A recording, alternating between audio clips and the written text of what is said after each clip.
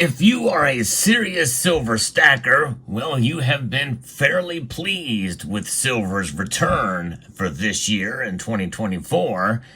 But there's a lot of factors that come into play with regards to silver. And in this video, I'm going to be talking about one factor that no one really thought of until now. I'll explain what could really shake up the silver market and take it by storm. Let's explore!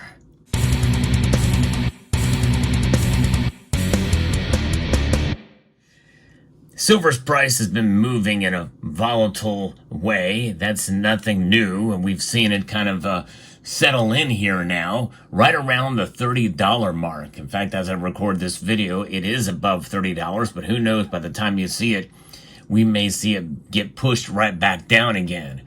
But I'm going to be referencing a piece here by Angela East that I think is quite interesting. It gives us some numbers and some statistics, but also it gives us something else to think about that could affect the silver market and therefore have an impact on price.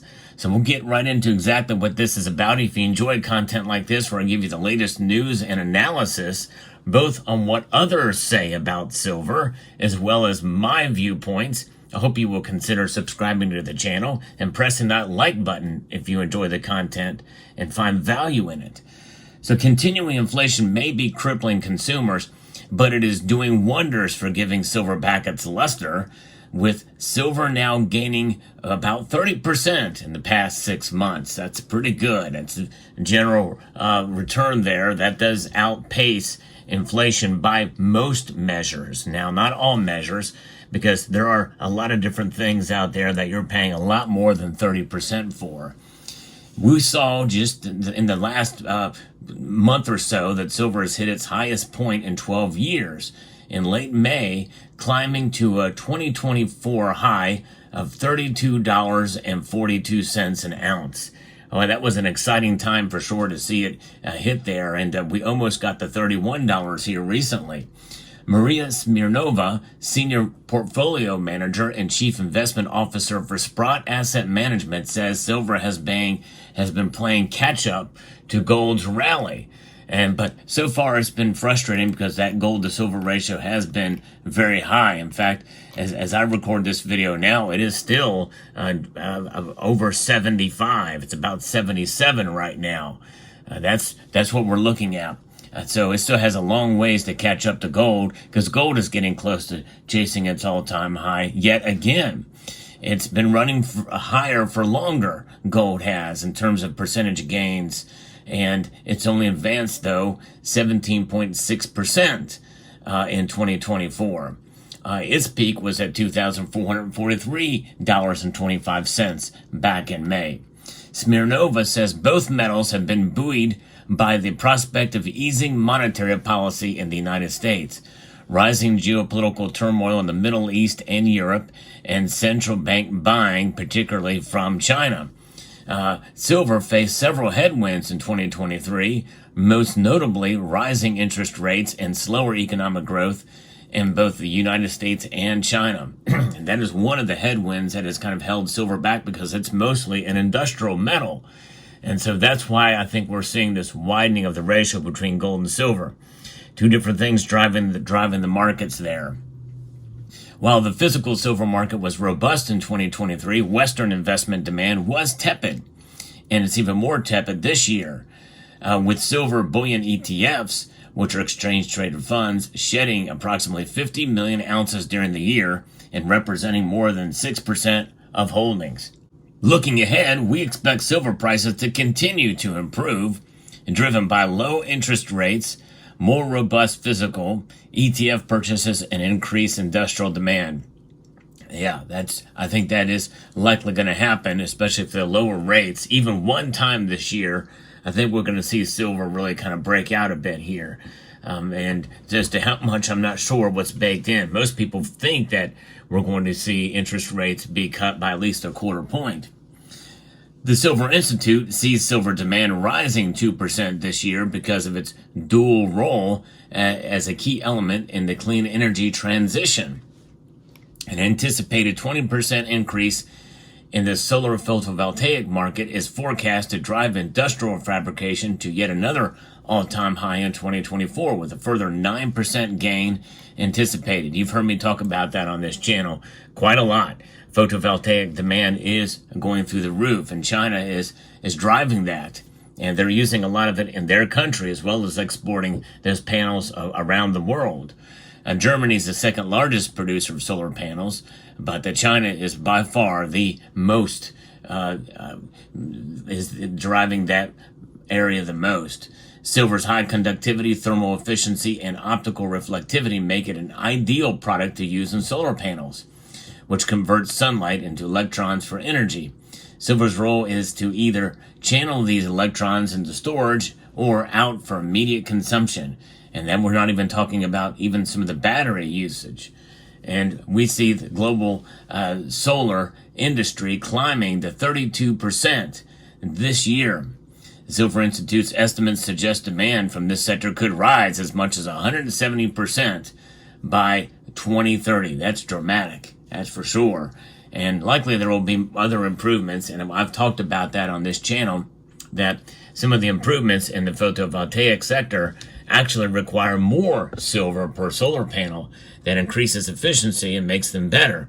But you do that, just like Eli Whitney's cotton gin, well, that means they're going to just exponentially need more silver for the solar panels that they need, that they're going to produce. Silver demand in jewelry and silverware fabrication is predicted to rise by 4% and 7% respectively, but bar and coin demand is forecast to contract by 13% according to the Silver Institute. And I participated in that with this. I got this sucker at my local coin shop a couple of days ago, and this is pretty cool. This thing cost me $12, and I paid it right around spot price for it, but it's out of the Silver Patterson Company out of Boston. Yes, indeed. And it is 925 out of 1,000 sterling silver. So pretty cool to add a little bit. You know, I've never been handed anything on a silver platter, but at least now I have a little bit of a silver platter from which I can put my silver on. It's pretty nice. Nice to be able to get something like that at spot price.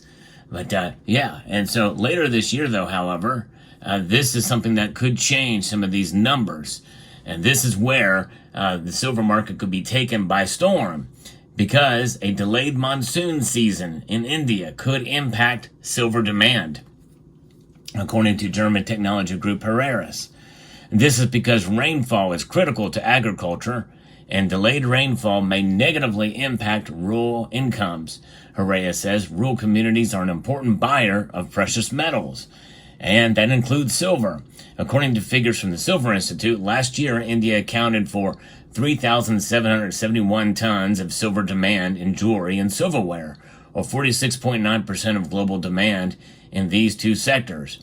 If rural disposable incomes are negatively impacted, silverware and silver jewelry demand could be hit, as well as demand for gold, according to Herreras. If Indian silverware fabrication declines by 10% this year, demand is at risk of falling below 1,000 tons for the first time in 3 years, and that could negatively impact the price. India is a big market. We need to watch India with regards to how it could dramatically impact silver there. Historically, half of silver demand has been industrial, with the remainder coming from investment and investment-like categories such as jewelry, silverware, bars, and coins. Smirnova says that in recent years, however, the balance has been shifting in favor of industrial demand, which now represents 55% of the total demand for silver. And when stackers are not buying as much of it, that's why you're seeing a lot of these better deals these days. It's how quickly things can change, for sure. The category has been growing steadily, and estimates that it hit a record high of 654 million ounces last year in a 1.2 billion ounce market. This represents an 11% jump from 2022, she says. At the same time, supply is predicted to witness a modest 1% drop, but that is only set to widen the supply-demand gap further to 215.3 million ounces. the second largest market deficit in more than 2 decades. So there's a push and pull, and that's part of what the natural market is made of folks, where even the weather can have a dramatic impact on the price and the market in general. Supply-demand fundamentals will play a role here, and there's no question that things like even the weather can play a role. Silver Institute also notes that silver would become indispensable as a material as artificial intelligence evolves. This includes in the areas of transportation, nanotechnology, biotechnology, healthcare, consumer wearables, computing and energy, and data centers. Meanwhile, Smirnova says the silver market deficit is expected to grow by 17% in 2024 as supply stagnates and the industrial demand posts another record. We've already seen a decline of 480 million ounces of silver held on the major exchanges since February of 2021. We believe the global energy transition will be highly positive for silver, leading to much higher prices for silver bullion and equities.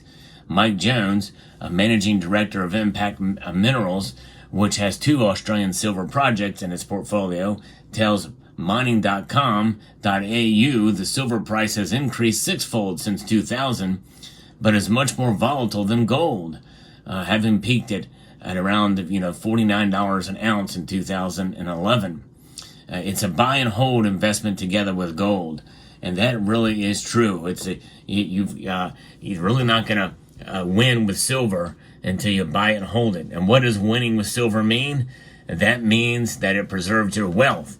You got to be strategic about it, and I think that's the thing to keep in mind there with silver.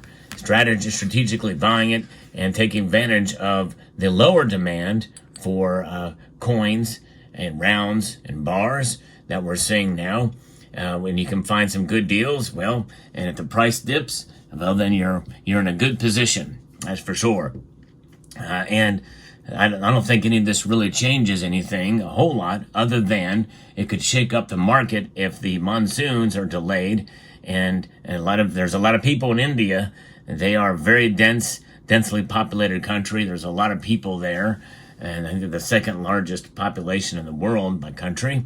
And so if they're not able to buy silver for a lot of the cultural and religious reasons, then therefore it's going to put a damper on the price, I feel, at least to a degree, so much so that we might see that demand subside until such other things come into play as far as increased solar demand and industrial demand swallows that up.